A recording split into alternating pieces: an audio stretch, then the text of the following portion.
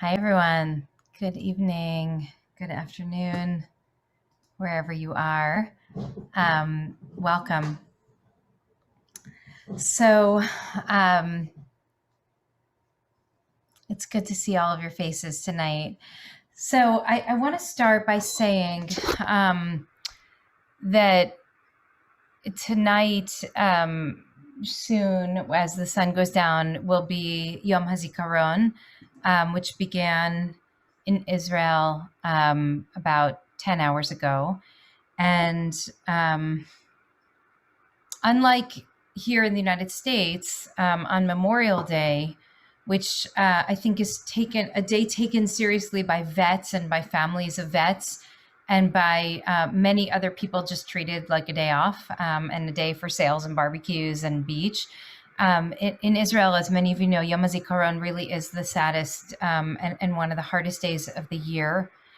My very, very dear friend, Rabbi Tamar Lad Applebaum, sent me this morning a poem that she had written about her brother Nadav, who died as a soldier, who was a beautiful, peace-loving, gentle soul. And it's a day where people from really across the political spectrum, I think, hold sadness and grief and love.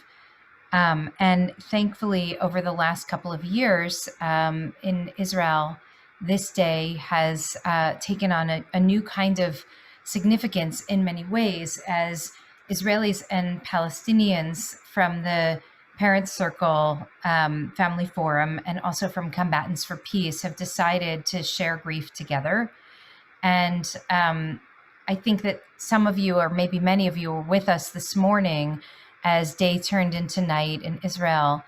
And a group of Israelis and Palestinians stood together and shared some of their stories of immense, immeasurable loss, and spoke about how from their sorrow, they are carving a new path together toward peace. And if you didn't see it, I really encourage you to just take an hour and watch the program at some point during the next 24 hours, because I felt when I was watching them this morning that, that so often as Americans, we feel hopeless and helpless over the situation in Israel-Palestine.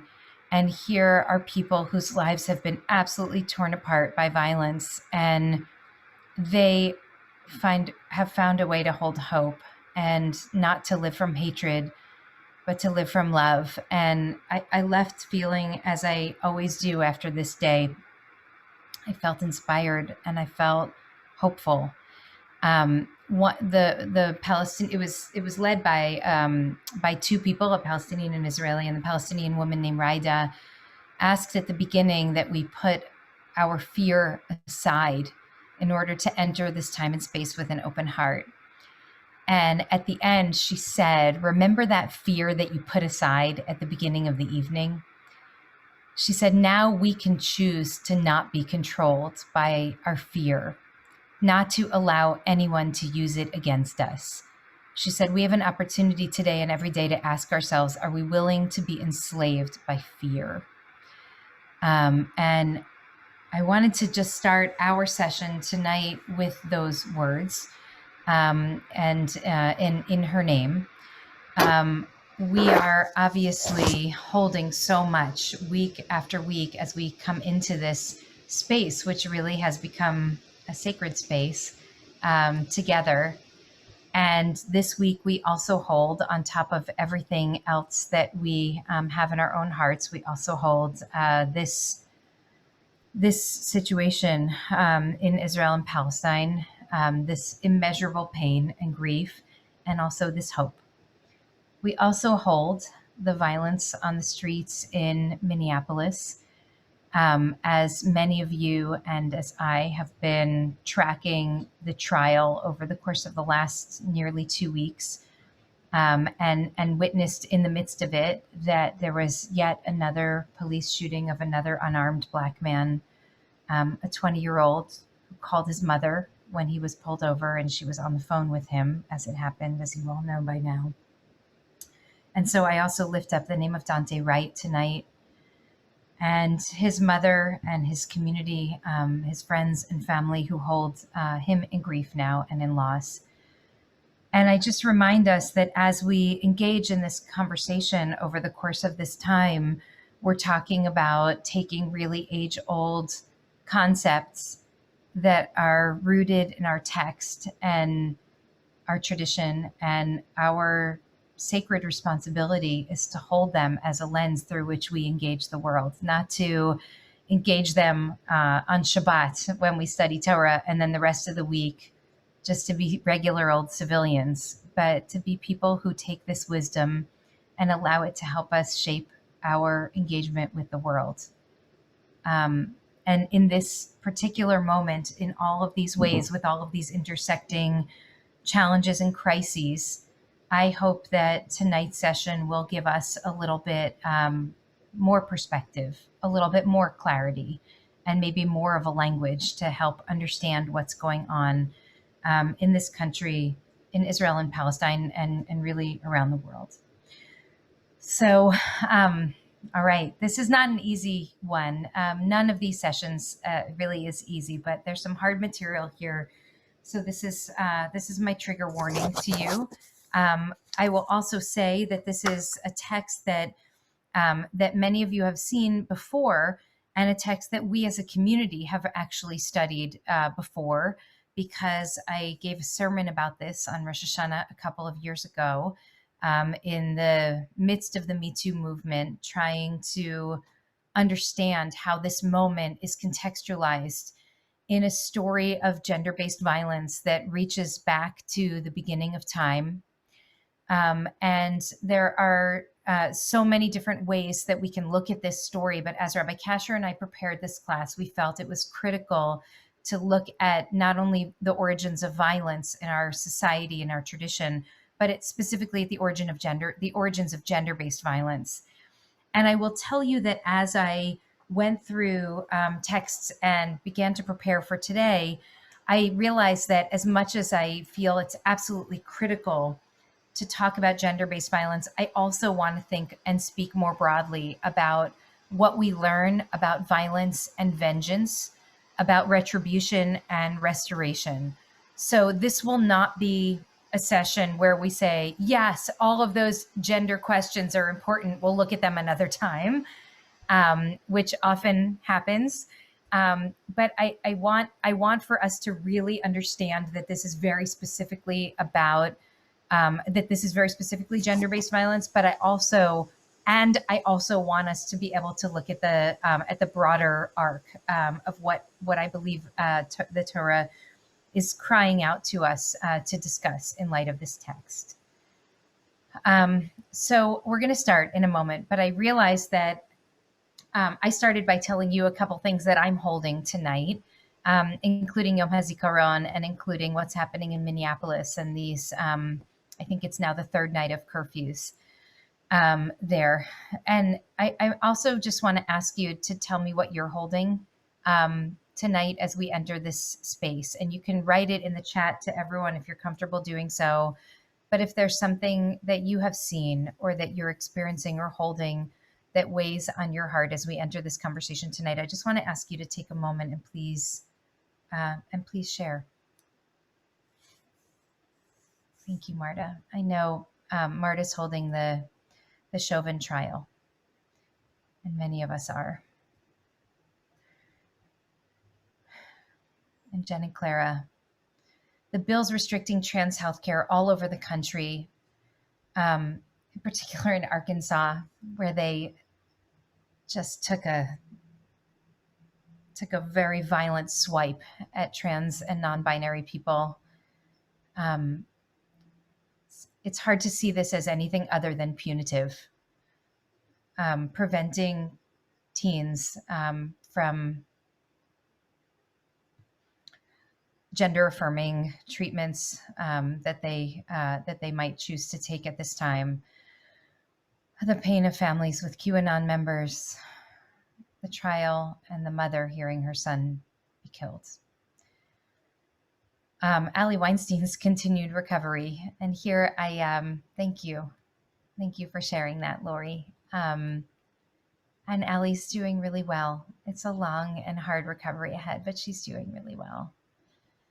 The encampments in Jody's Venice neighborhood and all over.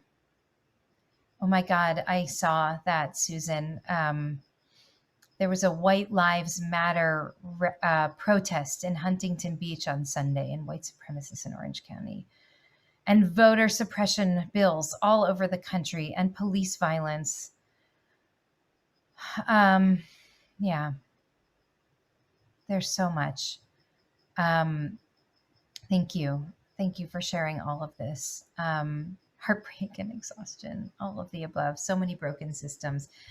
Look, I'm really glad that we get to do this together, that we get to have Tuesday evenings together, and that we can take some of our pain and our trauma and bring it to into learning, because we need to do something with it. And I hope that our learning also helps us, helps give us the fuel that we need for the fight ahead. Vaccine hesitancy, vaccine resistance, balancing compassion and accountability, building balanced and considerate presentations for the beautiful and painful parts of Judaism. Yeah. Okay. Keep the tears flowing. And we'll go into our learning. So here we go, friends. We are going to turn to the story of Dina. And I will tell you that there's a real question. I'm going to sort of tip the hat even before we start our learning together, about whose story this even is. And so I'm going to put here in the chat a link to our text. And what I'd like to do, and I'll also share the screen, but again, I know some of you really prefer to look at it this way, so you can go at your own pace. But what I want to do as we're going through this story is really think about what it is that the Torah might be trying to teach us by breaking into the narrative of Jacob. We have many chapters in the book of Genesis that really start with the text that Rabbi Kasher brought us last week, Jacob's origin story. And in the midst of Jacob's unfolding, of his growing into himself, we see this narrative that comes in chapter 34. So are you ready? We'll go in. This is going to be, as they always are, folks, every good sermon and every teaching, we got to start by doing the really hard work, but we will not end up where we start. And so we say that the Passover Seder needs to start bignut l'shavach. We start in the degradation and the challenge and the difficulty, and then we go to a place that hopefully will lead us to be a bit more hopeful. Okay, so here we go. Let's share the screen. All right. It's called Whose Justice? Violence and Vengeance, Retribution and Restoration. When I told Rabbi Kasher the title, he said, that's a little dark, but it's hard stuff. So we'll do it. Here we go. There's a lot of text on this page. We're not going to do it all, but I'd like for us to make our way through Genesis chapter 34, the story of Dina. So I'm going to draw a broad brushstroke. And what I'd like for us to do is we'll take a few verses at a time, and then we'll stop and we'll engage and we'll ask and we'll wonder and we'll struggle. And then we can keep going. Okay, Dina. So who is Dina? Dina, you might remember, is one of the daughters of Jacob. I say one of the daughters because we actually don't know how many daughters Jacob had. We only know of this one. It's very possible that there were more. But Dina is the daughter of Jacob and Leah. And so our text begins by saying, Vatetse Dina bat Leah, asher yalda leYaakov lirot bivnot haaretz. This first verse in some ways becomes the most important verse in the story of Dina. And Dina went out. Dina, the daughter of Leah, whom she bore to Jacob. She went out in order to see the daughters among the land. Just a a bit of a word of context for us here as we begin at chapter 34, because I think it's important for us to know what happens just before. Rabbi Kasher, I told you, gives us a bit of Jacob's origin story. But the chapters that happen in between where Rabbi Kasher left us off last week and where we are now, in some ways are the crux of Jacob's development as a young man.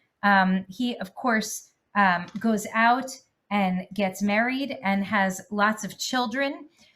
He deals with his struggle after many years and is able to reconnect with his brother, who he thinks is going to kill him, and then has some kind of reconciliation with Esav, such that it says just before this chapter begins that Jacob arrived in the city of Shechem in chapter 33, verse 18. It says, Vayavo Yaakov Shalem ir Shechem, that Jacob came to the city of Shechem and he was whole. He was whole. And in some way, we are to understand that in some ways the story that's unfolded, the fracture, the brokenness of his family life, and then the reconnection and reconciliation that he had with Esav left him whole. And then as soon as he arrives in Shechem, this is the thing that happened. Vatetse Dina bat Leah. Dina, the daughter of Leah, whom she had born to Jacob, went out in order to see the daughters of the land. I'm going to just pause there for a second because it's just one verse of introduction, but it tells us so much. And there should be many questions that we're already asking here. What is unusual and strange about this narrative that we already see hinted at in that first verse? Does anything jump off the page at you when you hear that? Leah, the daughter of Leah, whom she had born to Jacob, went out to visit the daughters of the land. What do you see? The daughters of the land, Marta asks. What is meant by that? Right now, we know that Dina has 12 brothers. I mean, you can only imagine how loud and chaotic it is in their home. She's got a lot of male energy around her. I said we don't know how many daughters there were. It's possible there were no other daughters in this place. And it seems like this is a young woman or girl who is yearning for some kind of female companionship, as some do, right? She's curious. She is going out to try to find some girlfriends. She wants to find some sisters out into the land. Someone here asks, Nancy says she went out on her own, like in the ancient world in biblical times. Here's a young girl who goes out without companionship, without any support, without a chaperone. She goes out on her own. Is that even safe? Asks Robert. Is it safe for her? They're in a foreign land. This family is new to this place. Rabbi Barbara Zaki sees, well, maybe it shows that she's confident. She's strong. She's assertive. When my daughter Eva began 6th grade at City School, which was at the time it was meeting just on the other side of the 405, she said, "I'm taking the bus to school." And we're like, "Really, Eva? We can drive you." She says, "No, it's easy for me. I'll take the bus." She wanted to take the public bus to school. She said, "I'm 12 now. I'm almost bat mitzvah. I'm going to take the bus." So, okay. So maybe Dina feels like she's growing into herself and she feels confident and she wants to go outside and find these women. Now, Susan asks an interesting question. Why is she going out on her own though? Right? When it probably wasn't culturally normative in that time and in that place. Why did she want to mix with foreigners? That we know that in that time our people were tribal. It may have been very unusual for people to go out and mix with those who came from another tribe. I'm going to go back for a second to Marta's question because, Marta asked a different question, daughters of the land. A lot of commentators note that that she is identified first and foremost here as the daughter of Leah, not first as the daughter of Jacob. Rabbi Kasher, were you going to say something about this or a different comment? Yeah, I mean, related. I want to hear you finish that thought though first. No, go ahead. I'll come to it. It's a bigger. Well, it strikes me that Dina, she went out, is very Jacob language. Like Jacob has a whole parsha named Vayetze, Jacob went out. So there's this way in which actually it feels almost like she's like Jacob's descent, like she's the Bechorah or something like that. It has that energy, but then it quickly names Leah. So I was curious what you're thinking about that. But there is a kind of echo of Jacob, which is interesting. Okay, so this is a really critical question. Does everyone understand what Rabbi Kasher is saying? When we read Torah, whatever we read, we're hearing echoes of what's come before, and also we're going to hear what comes after. And so Rabbi Kasher notes that the language Vatetse Dina really closely mimics the language Vayetze Yaakov that Jacob left. And so it seems like her daughter is following in her father's footsteps in some way.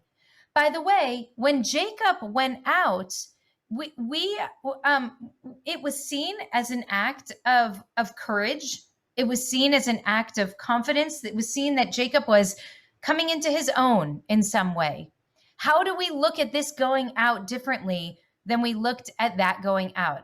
I'm gonna come back to this point, Rabbi Kasher, and what I'd like for us to do actually is I want for us to I'm going to go back to this text, because I think what I'd like to do, because I want to make sure that everybody's sort of on the same page in terms of knowing where this story is going to go. And I know that some of you know it well. And for some of you, maybe you haven't heard this story ever, or you haven't heard it in a long time. So what I think I'm going to do is, before we go into the close reading following verse 1, I want to take us through I'm going to just take us through the narrative. Okay. So we can remember, so that we'll recall the basic narrative arc here. Okay, so Dina, the daughter whom Leah bore to Jacob, went out to visit the daughters of the land. Shechem, the son of Hamor the Hivite, chief of the country, saw her, took her, and lay with her by force. Being strongly drawn to Dina, the daughter of Jacob, and in love with the maiden, he spoke to her tenderly. So Shechem said to his father Hamor, "Get me this girl as a wife." Jacob heard that he had defiled his daughter Dina. But since his sons were in the field with his cattle, Jacob kept silent until they came home. Then Shechem's father Hamor came out to Jacob to speak to him.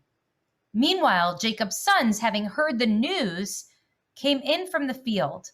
The men were distressed. They were very angry because he had committed an outrage in Israel by lying with Jacob's daughter, a thing not to be done. And Hamor spoke with them, saying, "My son Shechem longs for your daughter. Please give her to him in marriage. Intermarry with us. Give your daughters to us and take our daughters for yourselves. You'll dwell among us, and the land will be open before you. Settle, move about, and acquire." Then Shechem said to her father and brothers, "Do me this favor, and I will pay whatever you tell me. Ask of me a bride price ever so high, as well as gifts. I will pay what you tell me. Only give me the maiden for a wife." Jacob's sons answered Shechem and his father Hamor, speaking with guile, because he had defiled their sister Dina. And he said to them, said to them, "We cannot do this thing, to give our sister to a man who is uncircumcised, for that is a disgrace among us. Only on this condition will we agree with you, that you will become like us in that every male among you is circumcised. Then we'll give our daughters to you and take your daughters for ourselves, and we will dwell among you and become as one kindred. But if you will not listen to us and become circumcised, we'll take our daughter and we'll go." Their words pleased Hamor and Hamor's son Shechem, and the youth lost no time in doing the thing, for he wanted Jacob's daughter. Now he was the most respected in his father's house. So Hamor and his son Shechem went into the public place of their town, and they spoke to their fellow townsmen, saying, "These people are our friends. Let them settle in the land and move about in it, for the land is large enough for both of them. We will take their daughters to ourselves as wives and give our daughters to them." But only on this condition will the men agree with us to dwell among us and be as one kindred. All of our men have to become circumcised, just like they are circumcised. Their cattle and substance and all their beasts will be ours. All we have to do is agree to these terms so that they will settle among us. All who went out of the gate of his town heeded Hamor and his son Shem, and all the males, all of those who went out of the gate of this town, they all were circumcised. And on the third day, you might hear an echo of another story about what happens on the third day after circumcision. When they were in pain, Shimon and Levi, two of Jacob's sons, brothers of Dina, took each his sword, came upon the city unmolested, and slew all the males. They slaughtered every man. They put Hamor and his son Shem to the sword. They took Dina out of Shem's house. They went away. The other sons of Jacob then came upon the slain and plundered town. Because their sister had been defiled, they seized their flocks and herds and asses and all that was inside the town and out, all their wealth, all their children, all their wives, all that was in the houses, they took as captives and booty.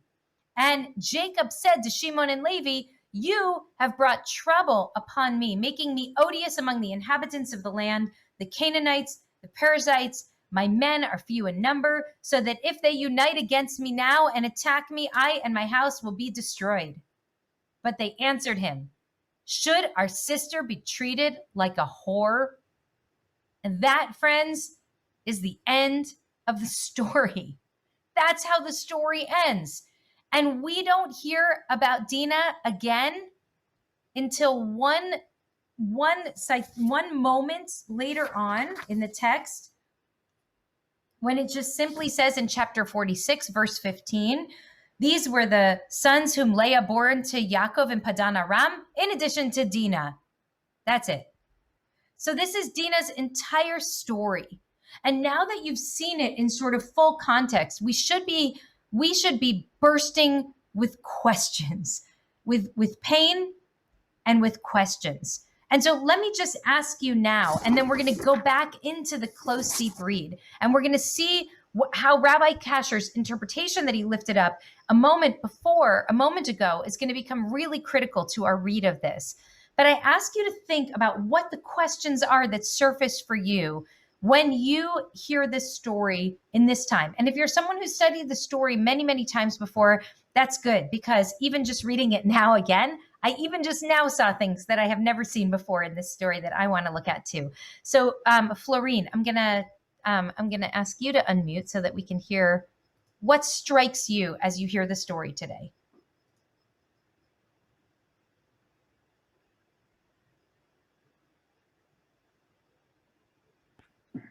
Try again, Florine. We just need you to accept the unmute prompt. On the Peshat level, I think, yes, she wanted to know other women. But I think on a higher level, on a soul level, I think she was universal. I think she wanted to go out of her space and know other souls. And I think the story is about the problem of being stuck or living in one code and not be willing to work with people in another code. Okay, thank you. So on one level, this is a story about a girl who desires to be connected with other girls or women. On another level, it's about just a person who's yearning to break out of the boundaries, the very strict boundaries of her own community, and see and experience a different kind of world than she has experienced before. Thank you, Florine. I appreciate that. Okay. Nick, and then Jody and Matt. What are the questions that really surface for you in this moment? Two things. Where is Dina's voice? And number two, I also feel like this is trying to tell us, like, what do people do when there is no justice system or there's no way to seek justice? And how do we become responsible or not responsible for that? Great. Thank you, Nick. Jody?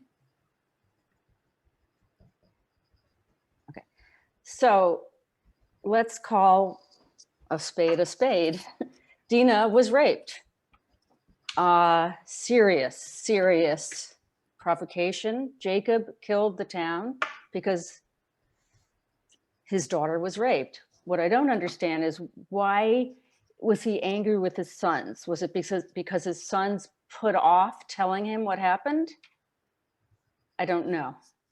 But, and so it looks like killing off the town was Jacob's form of justice for the rape of his daughter. Okay, and we're going to look very closely at both Jacob's response and also Shimon and Levi's response. Thank you, Jody. Matt, can I turn to you? Can you unmute yourself? Matt and Kate? I did now.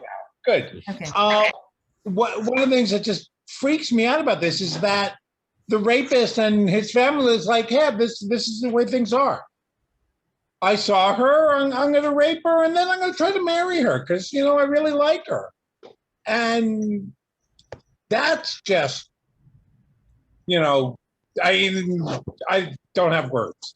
I'm sorry, but that's standing out to me. Okay. Thank you, Matt. So I want to touch on one particular tension that I see in the story, and I think that this was Nick's first point, which is, where is Dina's voice? So if you look at, and I started by saying this is Dina's story, but really, whose story is it? And by the way, just feel free to write in the chat, whose story do you think this is? Whose story is this? I'm curious. Just give me a quick take. Jacob's story. Jacob. Keep going. Let's see more. It's Jacob's story. So far, it's the brother's story. It's not Dina's story, right? And feel free to put in more if you have a thought. The brother's story. Okay. So Nick's first question was, where is Dina's voice here? And I think it's important to say, to note that this is Dina's story in some way, but she's barely there. She never speaks. She has no dialogue parts. This wouldn't pass the, what's it called, Marta? That test, the vector test, or the, what's it called? When a woman, two women have to talk to, Bechdel test. Bechdel test. Yeah, so this would not pass that test.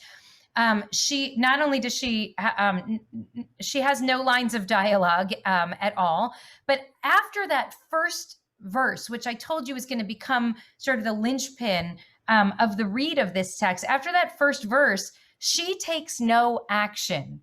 She is object, not subject of this story in many ways. And by the way, how often, I mean, this text was written thousands of years ago. And as I asked on Yom Kippur, I said it was Rosh Hashanah earlier, but I think it was a Yom Kippur sermon. How we have to take a moment to acknowledge what it means that in many ways, the way that rape and sexual assault and gender-based violence sat in a community thousands of years ago is still ever present in our community today, right? I mean, we have to acknowledge that for all the ways that society has evolved and grown, and for how much we've learned, that we still hear so many echoes of the way that this is handled, both in the narrative and, as we'll see in a moment, by our own rabbinic tradition. And so let's acknowledge this, the way that it is so simple for the text to take a story that is about a person and turn her into an object of the story and not the subject of her own story. And the story becomes about what happened to her, not what she did, but what others did to her and what others did ostensibly on her behalf, rather than what she actually did as an actor in her own story. So Nick's first question is, where is Dina's voice? And the answer is in the Pshat reading of this text, which Florine said, which means in the simple, basic understanding of this story, the surface level understanding of this story Dina has no agency. She is acted upon. She is not an actor in her own story. She is taken. And the rape is the essence of her agency being taken away from her. As Jody said, let's call this what it is. And I want to be clear that there are rabbinic commentaries that try to make the argument that this actually is not a rape at all. And there are even contemporary feminist readings of this text that try to make the claim that it was not a rape. This is about a patriarchal society in which the brothers could not understand that this young woman clearly wanted to fell in love with a man from another tribe. I read this very clearly as a rape, and you can see it in the language of the text, which we'll come to in a moment. But here's that tension. On one hand, Dina is a person who is acted upon, and then her story ends at the end. Shimon and Levi get the final word. What, we're supposed to let our sister be treated like a whore, and then we never hear from her again, except for that small citation in chapter 46. But the tension in our tradition, and I'll come to those with questions in a moment, but I want to sort of put forward this argument first, is that our tradition, even seeing that the pshat of this text takes all agency away from Dina, does in some ways exactly the opposite. It gives Dina full responsibility for what actually happened to her. So now let's look for a moment at some of the ways that our tradition handles her. And what I want to say is that we have only a short time together. And I have spent years kind of getting lost in some of these texts. And this is really painful. This is just really painful and hard stuff. I mean, I have to tell you, the way that our rabbis speak about and treat Dina and her mother Leah, it's excruciating. And I'm going to ask us, we're going to look at it quickly now. And you have the text here and you can take more time and look at it, but it's very painful stuff. And so what I want, because I told you that I want to both look at this as an act of gender-based violence, but also look at it in a broader context of violence and vengeance, retribution, and restoration. So I'm going to mention it. I'm going to give it to you. And then I'm going to come to the next to the next layers of the text for us. So take a moment and look now with me at where's Rashi? At what Rashi says down here. I'm sorry, I didn't number the text. So if you're looking, it's Rashi on Genesis 34, verse 1. So Rashi is by no stretch of the imagination the only voice that does this, but it's an important. This is like really the most foundational in some ways, and he's going to cite a number of different texts, which are some of which I also included here for us. So he asks this question that we also asked about verse 1, chapter 34, verse 1. Why does it say Bat Leah? Why do we identify Dina as the daughter, Vatetse Dina Bat Leah? So he says, Bat Leah, Velo Bat Yaakov? Why don't we identify her as the daughter of Jacob? Jacob's the lead character in the book of Genesis. Let's be honest, it's not Leah. So if you're identifying someone who has a celebrity parent, you usually mention the name of the celebrity parent, not the plus one. You know what I'm saying? And so he's asking, why are we identifying her as the daughter of the plus one instead of the daughter of Jacob? And so instead, what he says is, Ella al Shem Yitziata Nikret Bat Leah. It's because of her going out that she's called the daughter of Leah. She'af hi yatzanit haita, because she too was one who went out. She was also a going out person. Shene'emar vatetze Leah likrato, as it says that Leah went out to meet him. Now, when did Leah go out to meet him? If you have some familiarity with the names of the Torah portions in Genesis, you know what Rabbi Kasher was talking about. We actually have a parsha called Vayetze. We don't have a parsha called Vatetze, right? And Leah went out. It's not nearly as famous an episode as Jacob's going out episode. But what happens in chapter 30, verse 16, Leah went out to meet her husband Jacob because she was in a competitive fertility battle with her sister. And you might recall the story, but she got these mandrakes wait, hold on a second. Let me pull up exactly what I'm saying in chapter 30, verse 16. I don't think I put this one on the sheet. So, okay. So Rachel and Leah are in this kind of competitive battle.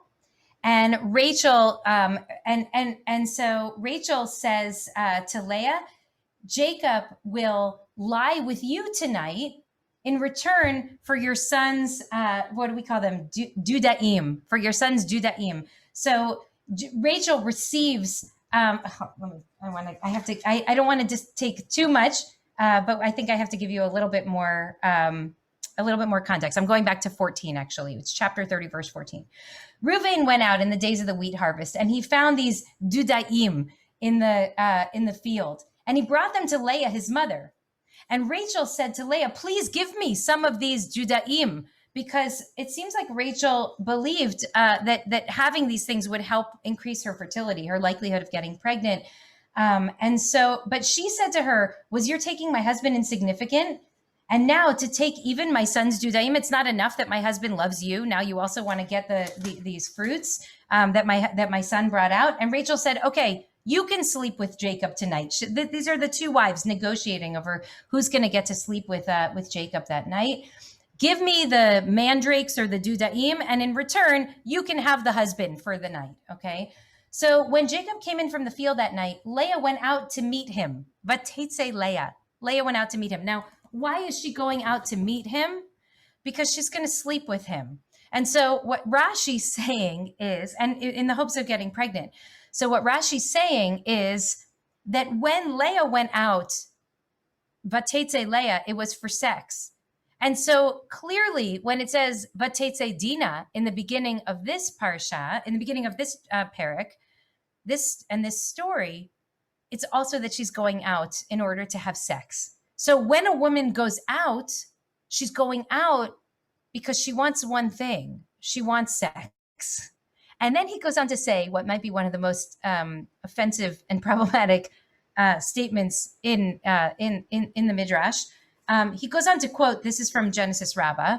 It says, Ve'aleh mishlu hamashal ki'ima kibita, like mother, like daughter. So just take a moment and let that sink in. And I mean, what he's actually saying here.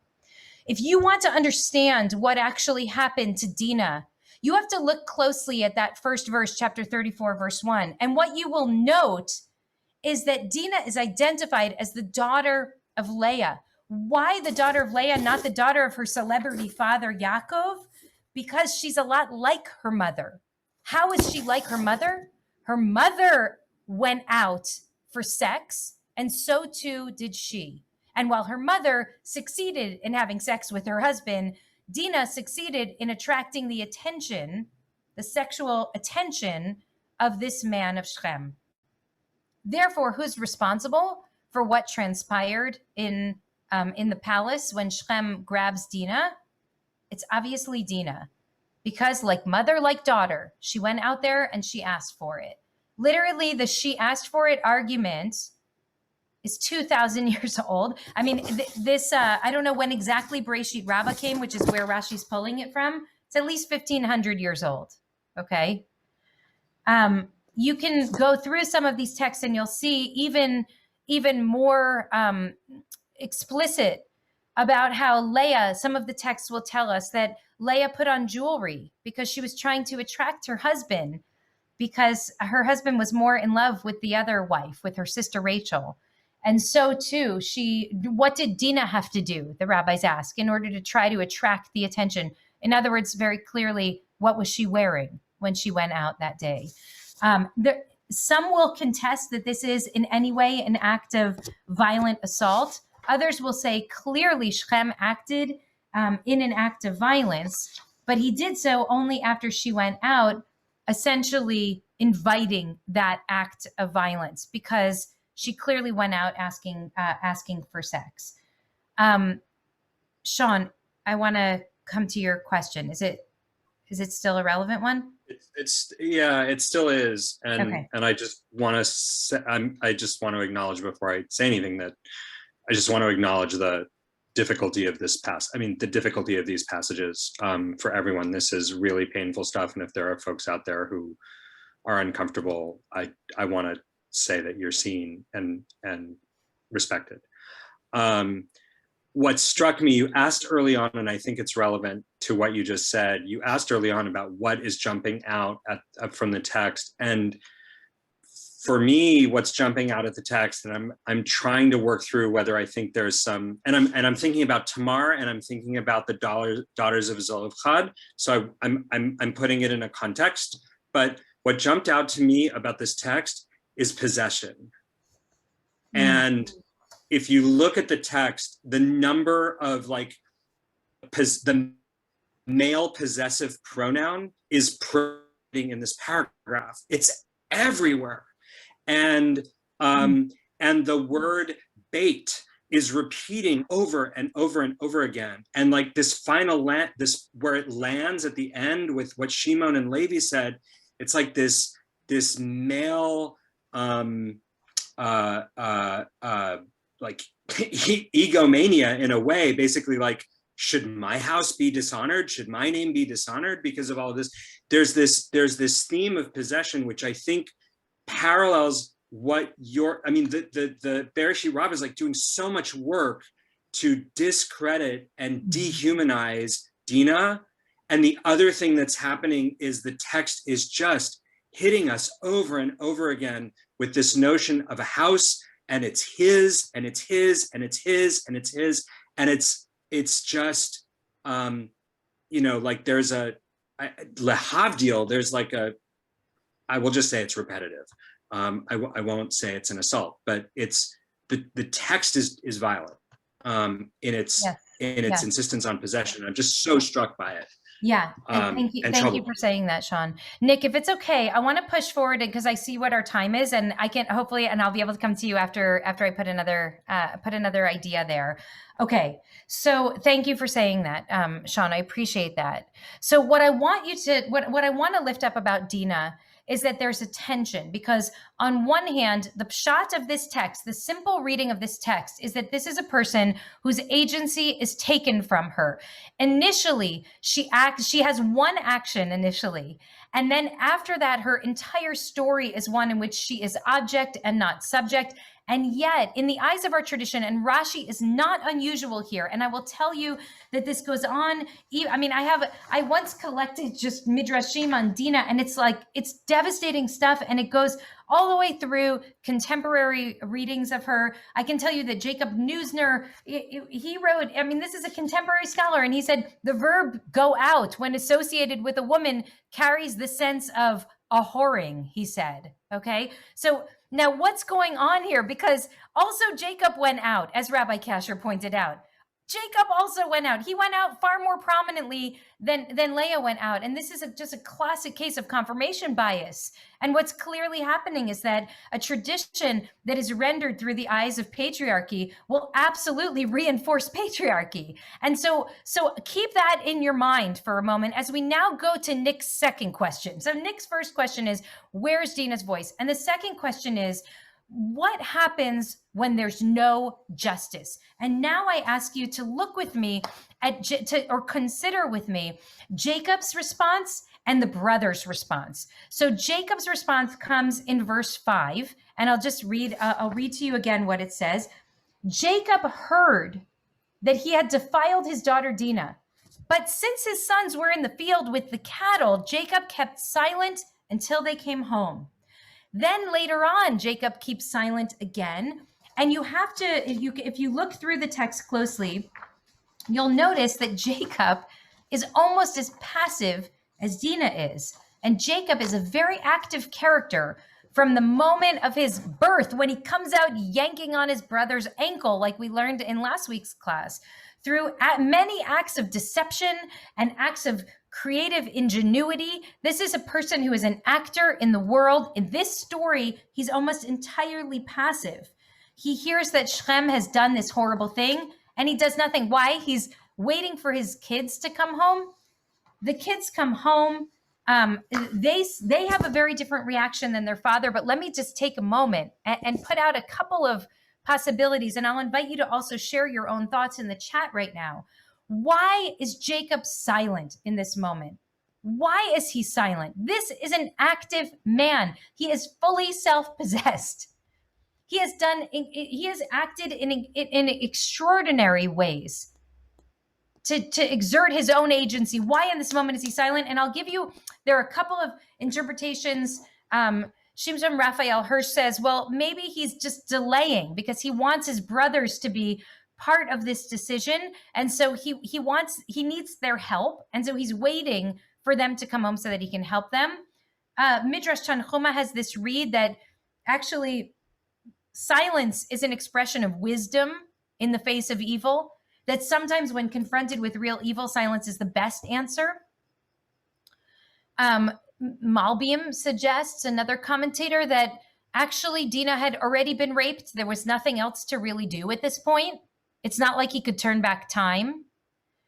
I've read some contemporary scholars who say, well, maybe he's suffering from a kind of reverberative trauma, that maybe, the devastation of seeing what happened to Dina just like made it so that he was incapable of responding. And this does happen, especially with gender-based violence, where it not only affects the survivor, but also many people who care about and love the survivor are also traumatized, or also have some measure of trauma from it. Whatever the reason for his silence, the outcome is that there's no justice for Dina from her father. And he repeats the silence a number of times throughout the narrative. Now, the brothers react in exactly the opposite way. They react not with silence, but with violence. And they concoct a plan. I mean, this is absolutely premeditated murder. They come up with a plan. They talk about it. It's brilliant. How is this tiny tribe going to conquer an entire nation? Well, we have to make them really vulnerable first. So we'll have them circumcise themselves. So they're all going to be weak. Then we can go in, we can slaughter the entire population. Nobody will be able to stop us. By the way, we'll take their wives and children too while we're at it. The brothers are exactly the opposite of the father. And Jacob's immediate response is, you've brought trouble upon me, he says. You've made me odious among the inhabitants. By the way, Dina's totally out of the story at this point. This is now Jacob processing what his political position will be among his neighbors in light of the massacre that his children have engaged. So Dina and her suffering and her humiliation and her degradation and her pain is completely sidelined now. This is now a story about men engaging in an act of violent retribution, ostensibly to honor the dignity of their sister, but who actually, in doing so, render their sister completely invisible. And then a father who's devastated, not that by the initial act of violence, but who's devastated by the outcome of the violence, which is that the brothers actually step forward and commit more violence. And then there's our complicity, by which I mean generations, frankly, thousands of years, frankly, of readers of this text who read it the way Rashi does, who read it the way Breshit Rabbah does, who read it the way Reish Lakish does, Ki'imo Kavito, right? Like mother, like daughter, generations of violence. So what's the answer? I mean, Nick says that maybe this story is here in order to show us what happens when there is no justice. Because at the end of this tale, like, everything falls apart. I mean, they murder an entire nation of people, right? They kill and enslave an entire population. And so let me put forward an idea for you. And then actually, I'm going to go to Nick and Hal and Kathy, and then I'm going to put forward a closing idea for you to try to put together all of these threads. Very well aware of the fact that we need 2 more hours together right now. This is more Shavuot than Tuesday evening, but go ahead, Nick. I also just want to say, I promised everyone I'm not a plant. I'm just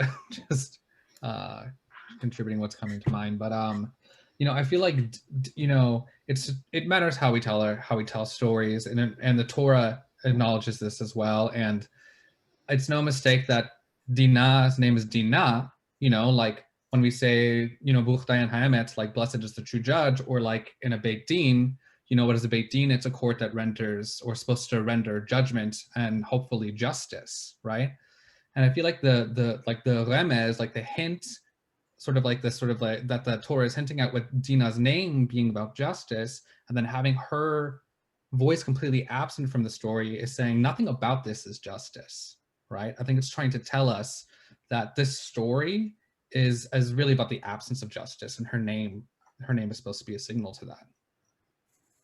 That's great, Nick. Thank you so much for that. Thank you. Hal and Kathy.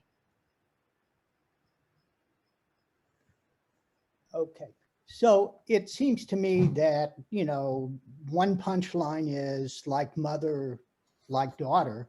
I think the other punchline here is like father, like son. I mean, Jacob is the trickster. He's the sort of less than reputable deal maker, and his sons are just doing the same old shtick.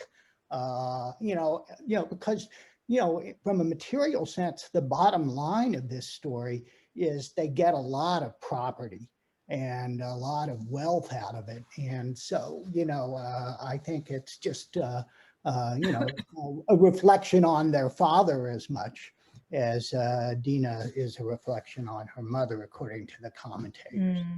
Okay. Thank you. Thank you. And Janet, is it a quick comment? Because we're getting very close to the end. Okay.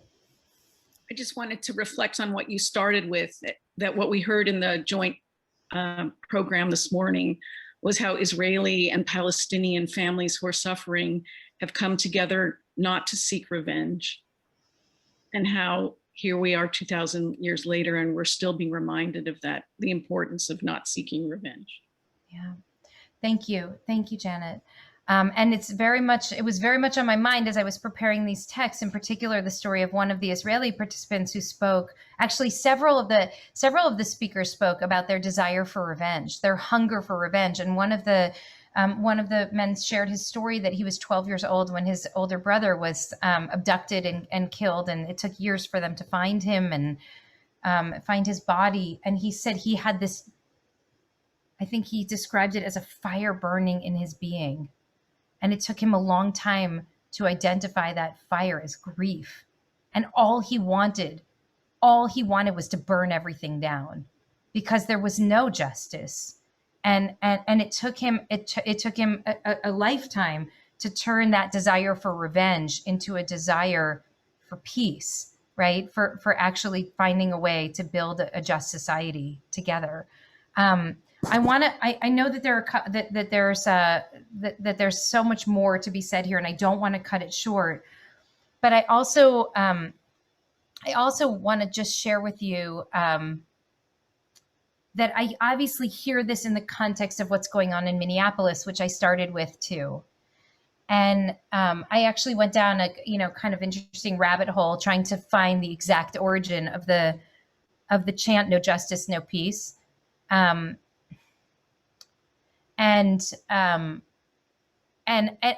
it seems like Dr. King never said that statement, but it's referenced in some ways in some of his from some of his teaching, because he talks about the need for true peace, and he says true peace is not merely the absence of some negative force, tension, confusion, or war. It's the presence of some positive force, justice, goodwill, and brotherhood. He says this in a teaching that I included I included a larger excerpt of this. This was actually from an article, but he speaks about it a lot in lots of different ways. The need for there to be justice in order for there to be peace.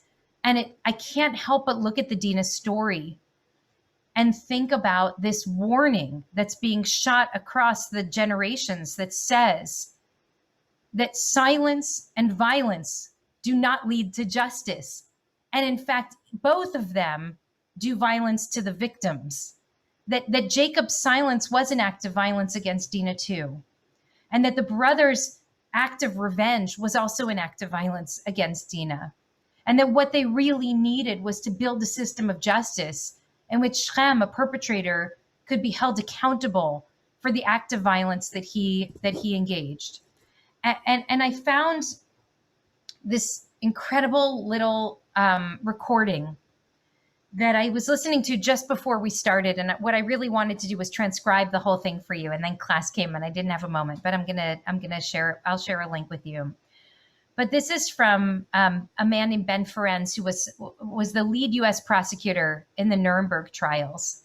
And he was a person who liberated he said, I liberated many of the camps. And his job when he went into the camps was to get in as quickly as he could in order to collect the records from the Nazi offices before those records were destroyed.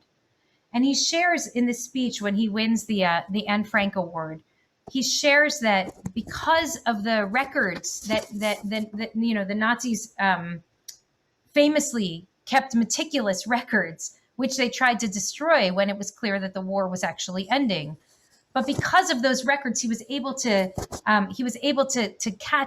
capture some of those records and then actually use them in the trials. And he was responsible for convicting 13 of those defendants. And what he says in this reflection that he offers upon receiving this award, he tells this incredible story that when he and the liberators came into one of the camps, one of the Jewish prisoners takes him by the hand and brings him over to a fence where he buried deep beneath the ground copies of the records that he had kept. And because he knew, he believed that one day there would be a day of reckoning and accountability. He knew and he believed that one day there would be justice. And I hear that voice coming from this extraordinary man who tells the story of an extraordinary prisoner who, even in the moment when everything's being taken from it, even in that moment, his hope comes from believing that there will be justice and accountability for the horrible crimes that have been committed. It won't bring back the dead. It won't undo, as Malbim suggests, well, Jacob didn't need to speak because the damage had already been done. It won't undo the damage. But imagining a world with no justice and no accountability leaves us only with more violence. And only when we're able to dream of a world in which justice can actually be served, only when we're able to dream of a time in which there can be true accountability, can we also imagine that there could actually be peace. Because as Dr. King told us again and again, peace is not just the absence of violence. Peace is the presence of something positive, justice and goodwill and brotherhood and sisterhood and siblinghood, personhood. That's the thing that actually gives us hope. And so I just want to close by saying that in the midst of all that we're experiencing now, and many of you, like me, are tracking this trial, and we're tracking what's happening in the news, and we're watching and we're wondering, looking at what happened on January 6th and looking at all of these acts of criminality and acts of, will there be accountability? That it's the hope for justice that keeps us from engaging in acts of vengeance, and adding more violence on top of violence. And I believe that is a hope that has kept people alive through incredible trials. And I hope that it will also give us a sense of purpose and a sense of strength as we navigate these times as well. So with that, I'm going to close, and I'm trying to be so respectful and finish by 7, but sometimes you got to go to 7:07. So forgive me. I'm going to stick around for a few minutes, and then we'll leave this room open, and Andrea can turn over, and if somebody wants to stay and become the host so that Andrea can go, we'll do that too. So I know some people, usually if we were meeting in class, we would sit and schmooze for 2 hours afterwards. So feel free to stick around and talk to each other. We're really happy for you to connect with one another and continue to process. But I'm happy to stay for a few minutes if people want to share with me any closing thoughts. before dinner.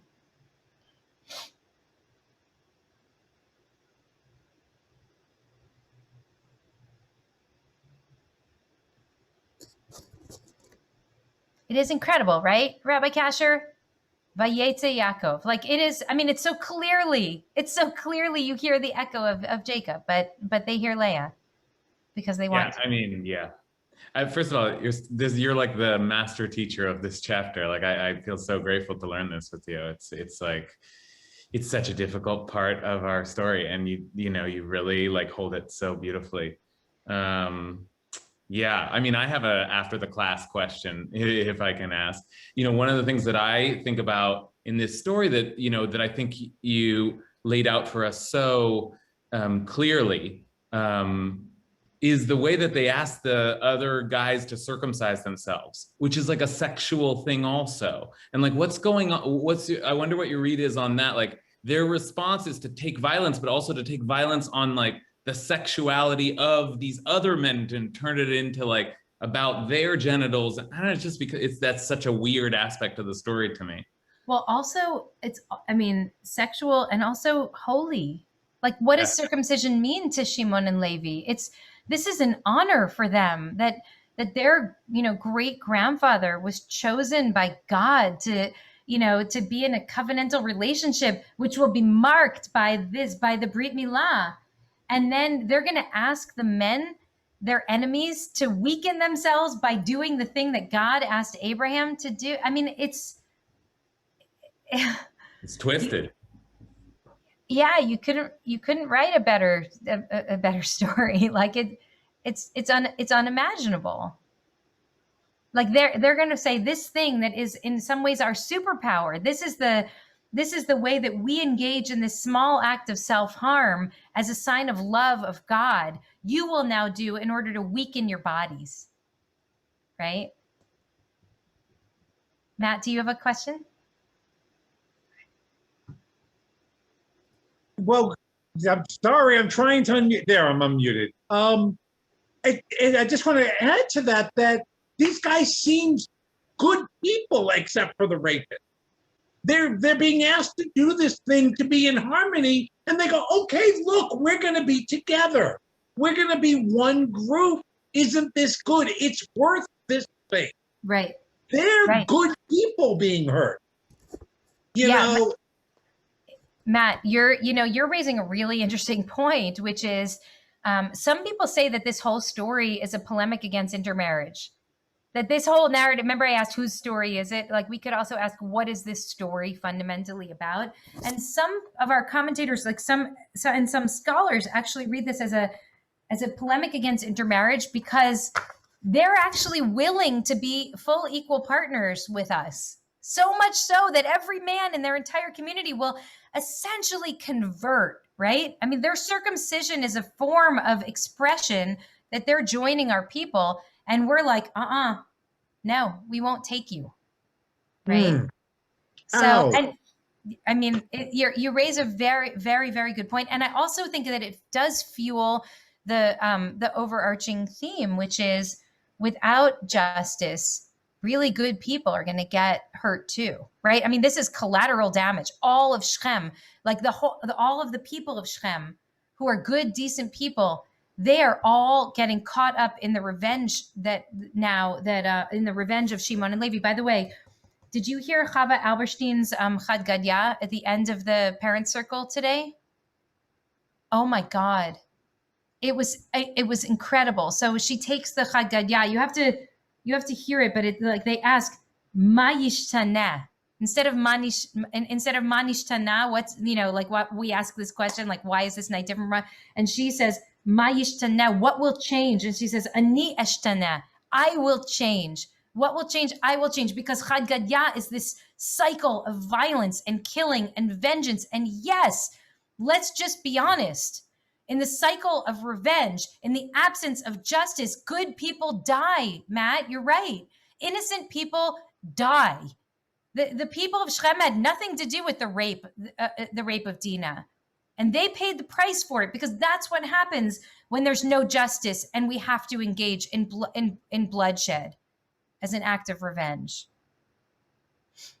Jeff, I'm going to take your comment, and then I'll jump off, and everyone's welcome to stick around and continue to talk if you'd like. Hi, Jeff. Yes, hi. I placed a question in the comment, but I'm not saying that rape and revenge at all was right or okay or anything. But was that the way the land back then? I mean, was rape just something that people did, and revenge was something that people did? And when we study this, do we have to understand the culture of the land back then at that time? So I'm posing that as a question. That's a very interesting question. I will say this, and I'm answering this not as a kind of cultural historian, but just as a reader of the text. It's pretty remarkable to me that this story's told, right? So the fact that that the Torah tells the story of the rape of Dina, and there is rape in the Tanakh. I mean, there's a very famous story of the rape of Tamar by her brother Amnon. It's incredibly brutal rape, and that you will see rape in Tanakh. But the fact that this story is told at all means to me that in some ways it's counter-normative. So there's something extraordinary about this happening that the Torah needs to tell it to us, because if it was every day, I don't think it would get a whole chapter. Do you know what I'm saying? Now, I don't know, Rabbi Kasher, if you have a different take on that or a better answer to that question. It may very well have been that back then, rape was extremely common, and so was violence, and so was all kinds of vengeance. But this is an extraordinary story for some reason. Otherwise, we wouldn't be hearing it, right? Okay. I love our time together. I'm so grateful. I'll tell you that, as I said, I've spent a lot of time with this text, but I love seeing it also through all of your eyes and through your comments. And I'm just going to close with what Sean said earlier, which is, I know obviously, and I know I said this before we started, that this is a kind of trigger text, but I know this is really painful stuff to think about and read about. And so thank you for being on this journey of learning. And I suspect that for some people, this will surface some trauma and pain also. And so I'm here, and we're here, and we can continue to talk and engage and see how we can be tender toward one another as we wrestle with all of these, all the implications of these ideas. So Laila Tov. יישר כוח, לילה טוב.